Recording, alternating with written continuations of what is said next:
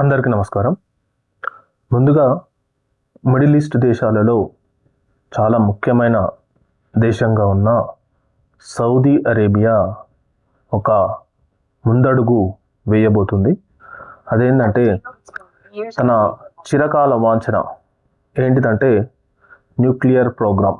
So మేము కూడా ఒక అణ్వాయుధ దేశంగా ప్రకటించుకోవాలని చెప్పి చాలా సంవత్సరాల నుంచి సౌదీ అరేబియా అమెరికాతో టైఅప్ చేసుకోవాలని చెప్పి ట్రై చేస్తుందన్నమాట.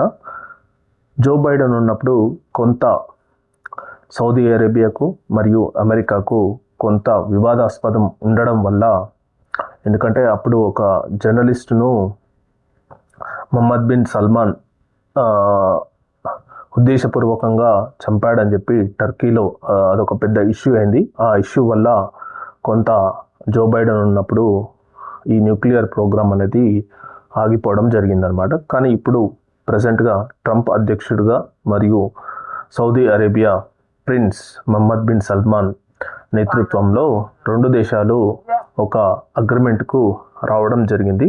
అదేంటంటే the cooperation of the nuclear program between the Saudi Arabia and United States of America. So మేజర్గా it is a civilian nuclear program.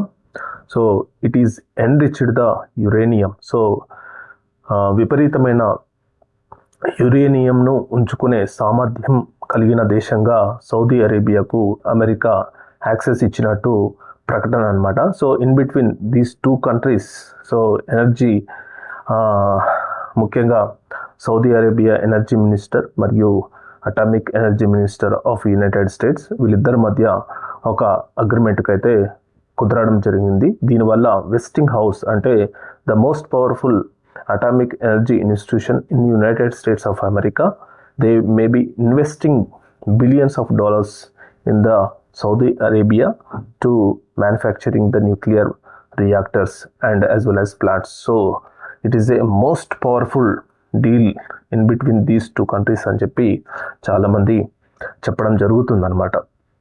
So దీనివల్ల అపోహలు ఏంటి? సో మిడిల్ ఈస్ట్లో ఓన్లీ అమెరికాకి యాక్సెస్ ఇస్తే మిగతా ఇజ్రాయెల్ అనేది, అంటే అంతో ఇజ్రాయెల్ అమెరికా ఒక అండర్స్టాండింగ్గా ఉన్న దేశాలు అనమాట. సో మేజర్గా అపోజ్ చేసే దేశం ఏదైనా ఉందంటే అది ఖచ్చితంగా ఇజ్రాయెల్ అని చెప్పొచ్చు. ఎందుకంటే ఇజ్రాయెల్ గల్ఫ్ కంట్రీస్కు ఎక్కువగా న్యూక్లియర్ ప్రోగ్రాంలో వాళ్ళకు యాక్సెస్ ఉండొద్దని చెప్పి ఎప్పటి నుంచో వ్యతిరేకిస్తున్నది. కానీ ఈసారి మాత్రం అమెరికా ఇజ్రాయెల్ పక్కన పెట్టి సౌదీ అరేబియాకు యాక్సెస్ ఇవ్వడం జరిగిందనమాట.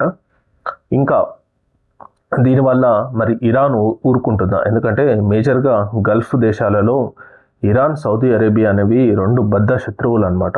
సో ఇప్పుడు మరి సౌదీ అరేబియా న్యూక్లియర్ ప్రోగ్రామ్ తయారు చేస్తే ఇరాన్ కూడా పోటీపడి తయారు చేస్తుంది. సో దీనివల్ల మిగతా దేశాలు కూడా తమ సార్వభౌమత్వాన్ని కాపాడుకోవడానికి, సో సవరెనిటీని కాపాడుకోవడానికి వాళ్ళు కూడా అంతో న్యూక్లియర్ ప్రోగ్రామ్స్ తయారు చేస్తే మిడిల్ ఈస్ట్ మొత్తం ఈ పోటీలలో అంతర్యుద్ధం ఏర్పడుతుందని చెప్పి చాలామంది అపోహలు మాత్రం ఉన్నవన్నమాట. సో ఇప్పుడు మాత్రం ప్రజెంట్గా మాత్రం ట్రంప్ మాత్రం సౌదీ అరేబియాకు one of the biggest deal అని చెప్పొచ్చు. ఎందుకంటే these two countries are very big nations in between business పరంగా కానీ వాణిజ్య పరంగా కానీ ఈ రెండు దేశాలు వెరీ వెరీ క్లోజ్ అనమాట. ఆల్మోస్ట్ బిలియన్స్ ఆఫ్ డాలర్స్ వీళ్ళిద్దరి మధ్య ట్రాన్సాక్షన్స్ ఉంటుంది.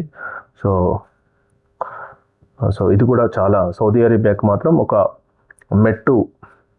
సౌదీ అరేబియా కూడా ఇక్కడ నుంచి న్యూక్లియర్ కంట్రీ అని చెప్పి చెప్పుకునే విధంగా సౌదీ అరేబియా ఇప్పటి నుంచో ట్రై చేస్తుంది. సో మొత్తానికైతే యుఎస్ తన టెక్నాలజీని, న్యూక్లియర్ ప్రోగ్రామ్ తయారు చేసే టెక్నాలజీని మొత్తం సౌదీ అరేబియాకు యాక్సెస్ ఇచ్చింది. కానీ ఇందులో ఒక్కటేంటంటే యాక్చువల్లీ ఇది ట్రంప్ యాక్సెప్ట్ చేసిన తర్వాత ఇది ఒక అమెరికన్ కాంగ్రెస్కు వెళ్తుంది. సో అక్కడ 2/3తో వ్యతిరేకించాలన్నమాట. సో పాస్ కాకుండా 2/3తో వ్యతిరేకిస్తేనే ఈ బిల్లు వీగిపోతుంది, లేకపోతే పాస్ అయిపోతుంది. సో మోస్ట్ ప్రాబబుల్లీ 100% ఇది పాస్ అవుతుంది. సో ఇద్దరి మధ్య డీల్ అనేది ల్యాండ్ మార్క్ డీల్ అని చెప్తున్నారు. So we have to the US and Saudi Arabia on Wednesday signed a landmark deal to establish a civilian nuclear program in the Gulf country.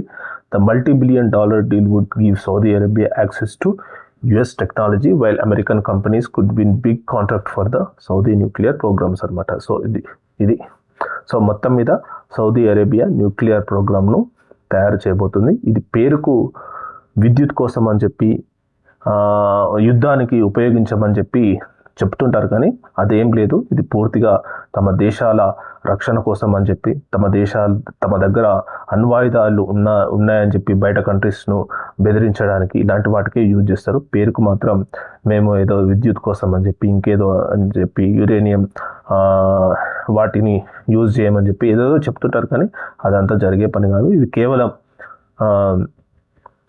యుద్ధాలు అంటే తమ దేశంపై ఎవరైనా దాడి చేస్తే ఒక బెదిరింపులాగా ఉండేటట్టు వాళ్ళ దగ్గర మాకు ఒక ఆత్మస్థైర్యంగా ఉంటుందని చెప్పి ఇది ఉపయోగపడుతుంది అని చెప్పి సౌదీ అరేబియా అనుకుంటుంది అనమాట.